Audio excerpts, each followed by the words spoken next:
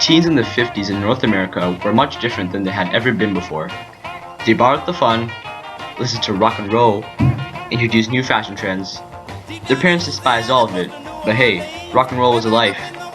Many people watched popular TV shows in the 50s. Most of the famous ones were American, but Canadian TV shows popped up as well. After the World War, lots of people had money at the time, so why not use it? Teens became more independent in their life, spending more money on their own, becoming a huge target audience for the market. Fashion in the 50s really showed that teens were separate from others. It really changed a lot from pre-World War II. For boys, jeans were trending.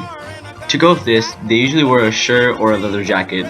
Hairstyles changed from time to time, and if their hair touched their ears, they could have got expelled from school. Girls usually wore dresses or skirts and were banned from wearing pants at school. The influence of the boys' and girls' changes of fashion were usually from the famous rock and roll artists, such as Elvis Presley and Buddy Holly. They were the teens' idol.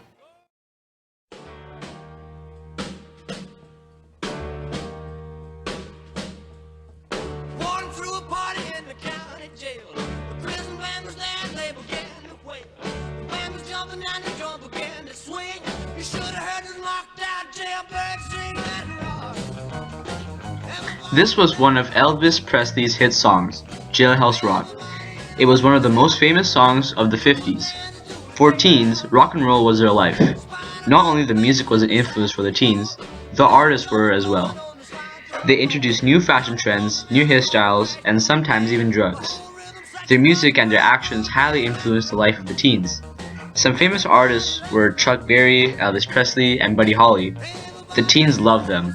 Many parents despised rock and roll and were afraid that their children would not go to school and not get a job.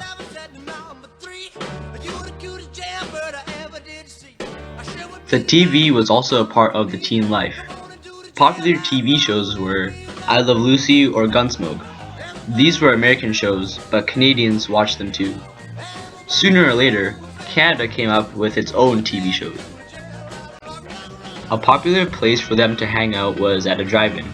Teens were usually regular customers, so owners did very well in business. In the 50s, society viewed teens as being rebellious. Things were not how it used to be. Before World War II, teens were expected to follow their parents' way of life, join the military, go to school, and get a job. After the war, teens changed drastically because more families were better off as they were making more money than before. Teens found money and bought things on their own. They had their own way of life and chose to listen to their own music, dress differently, and become more independent in the choices they made. The teen culture in the 50s has carried on until now. There are changes, but there are way more similarities with present-day teens after World War II than before World War II.